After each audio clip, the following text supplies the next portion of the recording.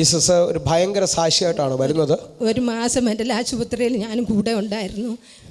ഞാൻ പറയുന്നതിൻ്റെ ഉദ്ദേശം ചികിത്സയ്ക്കും ദൈവത്തിൻ്റെ പ്രവർത്തിക്കും ഉപവാസ പ്രാർത്ഥനയ്ക്കും എല്ലാത്തിനും തരം തിരിച്ച് വ്യത്യാസമുള്ളതിനെക്കുറിച്ചാണ് ഞാൻ പറയുന്നത്. ഒരു മാസം കൂടെ ഇരുന്നിട്ടും ഒരു വിടുതലുണ്ടായില്ല.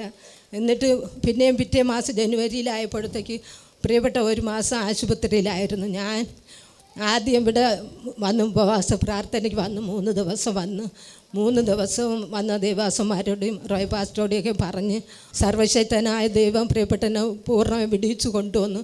അപ്പോൾ വന്ന് പിന്നെയും പ്രിയപ്പെട്ട ഇവിടെ വന്നപ്പോഴത്തേക്ക് പാസ്റ്റർ അതുവരെയും കണ്ടിട്ടില്ല. ദൈവാത്മാവ് പറഞ്ഞ് വിളിച്ച് പ്രാർത്ഥിച്ച് പിന്നെ അന്ന് തല കൈവച്ച് പ്രാർത്ഥിച്ച് സർവശക്തനായ ദൈവം ആ സമുദ്രത്തിലെ സമ്പത്ത് അന്ന് മുതലേ പ്രിയപ്പെട്ടതിനെ വിടുവിച്ച് നമ്മൾ നന്മ അനുഭവിക്കുന്നു. പിന്നെ ഒന്ന് വിശ്വസിച്ച് ഇപ്പം ബ്രദർ ജോലിക്ക് പോകാൻ തുടങ്ങിയല്ലേ? ഹല്ലേലൂയ. ഒരു മാസം മെൻ്റൽ ഹോസ്പിറ്റലിൽ കിടന്ന് ഹല്ലേലൂയ ആകപ്പാടെ ഭാരത്തിലായിരുന്നു. അങ്ങനെ 2 മാസം ഭാരത്തിലിരുന്ന മനുഷ്യനെ കർത്താവ് ഉപവാസ പ്രാർത്ഥന കഴിഞ്ഞപ്പോൾ അത്ഭുതകരമായി വിടുവിച്ചു. ഇന്ന് അദ്ദേഹം വീണ്ടും ഹല്ലേലൂയ മത്സ്യബന്ധനത്തിന് കടന്നു പോകുന്നു.